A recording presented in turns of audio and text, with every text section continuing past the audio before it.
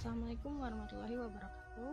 Perkenalkan, nama saya Margiana. Saya merupakan mahasiswa PPG calon guru dari Universitas Indraprastha PGRI gelombang 2 tahun 2024. Untuk memenuhi tugas UAS saya pada mata kuliah PPDP, saya akan melakukan presentasi tentang menguraikan hasil analisis dan inovasi tentang asesmen pembelajaran serta lingkungan belajar yang aman dan nyaman bagi peserta didik.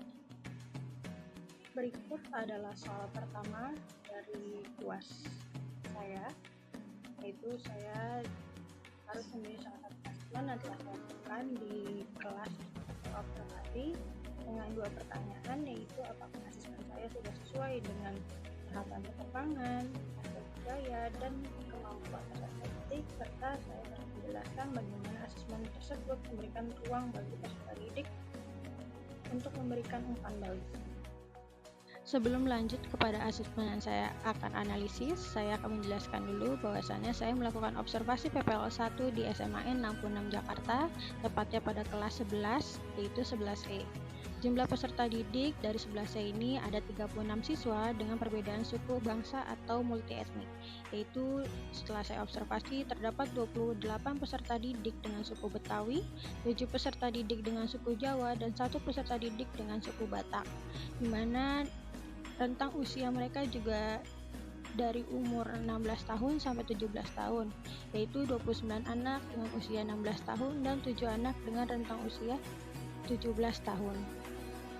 Berikut adalah identitas modul ajar yang saya gunakan untuk membantu saya melakukan pembelajaran di kelas, yaitu pada asesmennya saya menggunakan jenis asesmennya formatif, dengan bentuk asesmen observasi dan tes tertulis. Saya juga menggunakan aplikasi interaktif seperti Quizzes dan membuat LKPD. Untuk pengetahuannya, saya menilai dengan berdasarkan tes tertulis, sikapnya saya melakukan observasi, dan performanya juga melakukan penilaian berdasarkan observasi. Berikut adalah capaian pembelajaran dan jenis pembelajaran yang saya buat dari modul ajar. Berikut adalah asesmen formatif yang saya gunakan, yaitu berupa LKPD yang dikerjakan secara berkelompok dan latihan soal juga tertulis pada Quizzes nantinya pada slide kemampuan peserta didik. Karena pada Quizzes itu saya membagikannya secara berdasarkan kemampuan peserta didiknya. Tujuannya itu untuk memantau perkembangan peserta didik selama kegiatan pembelajaran. Baik, memasuki tahap analisis, apakah asesmen yang saya buat sudah sesuai dengan tahap perkembangan peserta didik? Menurut saya sudah cukup sesuai karena seperti yang tadi saya jelaskan, kelas 11E ini rentan usianya 16-17 tahun, dan menurut Piaget pada tahun 1964, rentan usia tersebut memasuki tahap operasional formal, di mana mereka sudah mampu berpikir secara abstrak, logis, dan sistematis. Pelaksanaannya juga secara kelompok, gunanya itu untuk mendukung keterampilan kolaborasi dan diskusi yang relevan dengan kebutuhan mereka.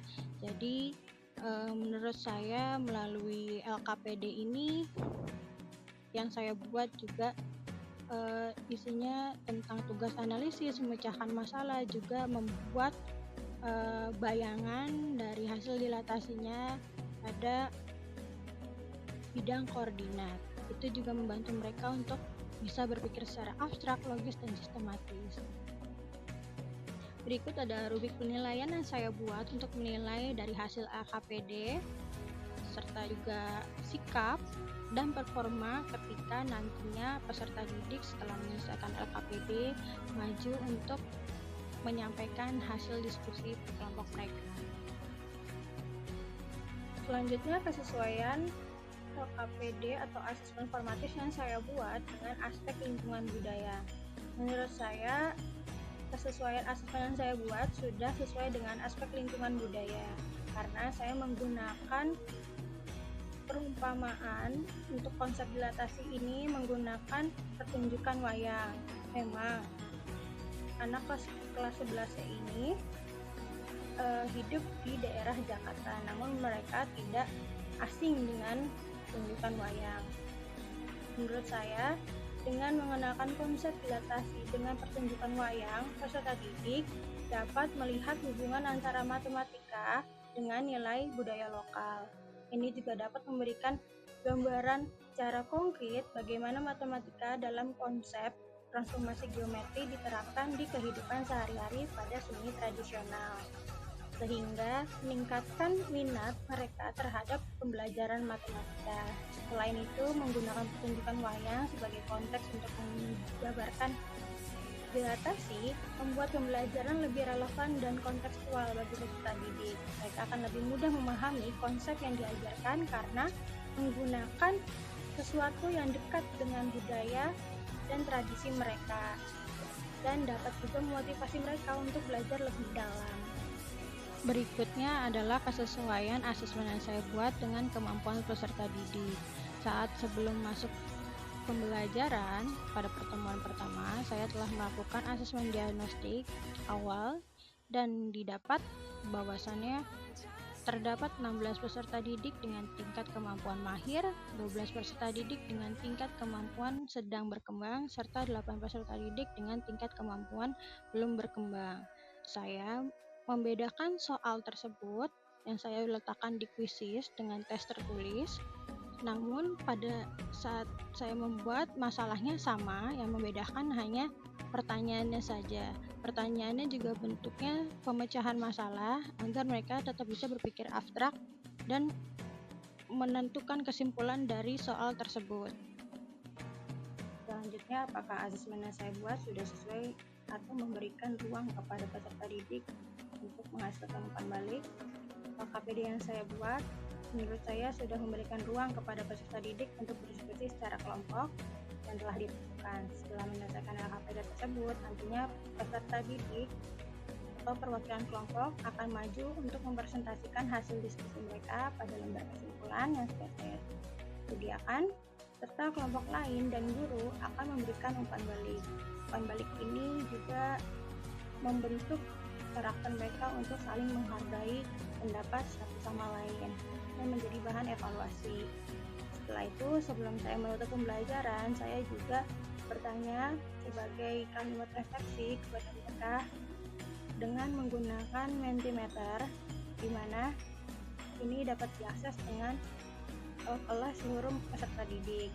Hal ini juga mempermudah guru untuk mengetahui perkembangan dan sebagai bahan perbaikan di pertemuan selanjutnya. Contohnya pertanyaannya seperti apakah kalian puas dengan pembelajaran hari ini, atau apa yang kalian dapat dalam pembelajaran hari ini. Memasuki pada pertanyaan lingkungan belajar yang aman dan nyaman. Apakah kebutuhan peserta didik sudah sesuai atau terpenuhi? Jawabannya, kebutuhan peserta didik menurut saya sudah cukup terpenuhi karena memang di setiap kelas, apalagi tepatnya di kelas 11E, ini adalah kelas yang cukup kondusif, yaitu kelas yang tidak ramai dan taat dengan peraturan. Selain itu, memang di sekolah 66 Jakarta ini sangat mengedepankan adanya inklusi, senyum sapa salam sopan santun, dan juga anti bullying. Ini yang membuat peserta didik juga cukup nyaman dan berani mengemukakan pendapat mereka baik di kelas ataupun di sekolah. Selain itu, fasilitas fisik di sekolah ataupun di tiap-tiap kelas juga sangat mendukung. Apabila ada yang rusak juga segera diperbaiki, seperti pencahayaan, ventilasi, kebersihan kelas itu selalu terjaga.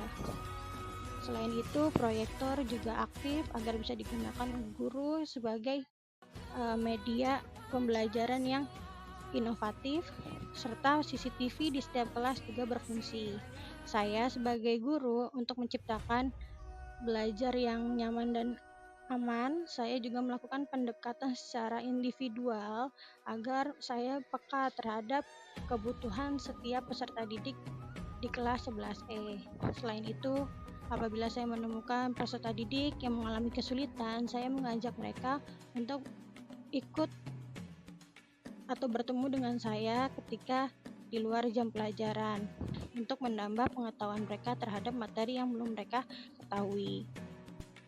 Selanjutnya, cara guru menciptakan lingkungan yang aman, nyaman, serta membentuk karakter peserta didik yang dapat menciptakan disiplin positif. yaitu yang pertama, guru harus bersikap ramah, mengayomi, dan adil kepada peserta didik. Karena seperti yang kita tahu, guru adalah dituduh dan ditiru. Tindak tanduk seorang guru adalah contoh bagi peserta didiknya.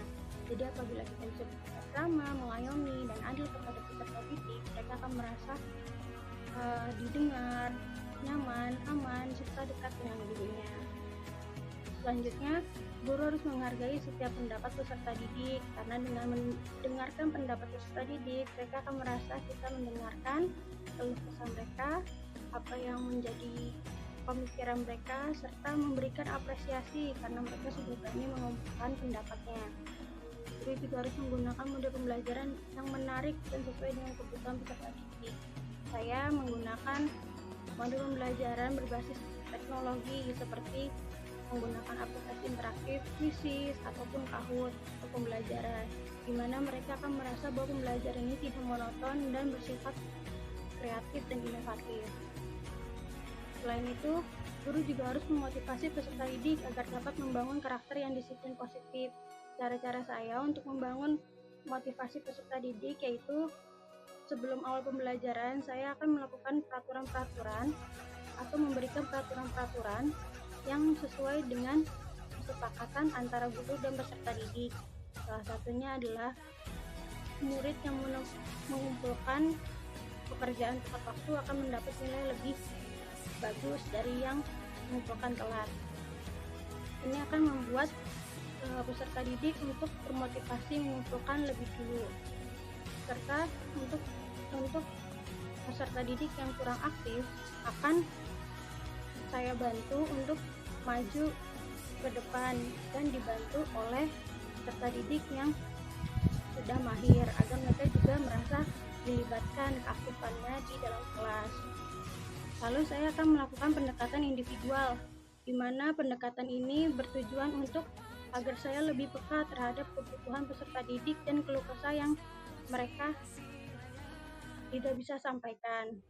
Apabila saya sudah mendapatkan peserta didik tersebut yang mengalami keluh kesah, saya akan mengajak mereka untuk mengikuti kegiatan tambahan di luar jam pelajaran guna untuk memperdalam lagi pengetahuan mereka di materi yang mereka belum kuasai.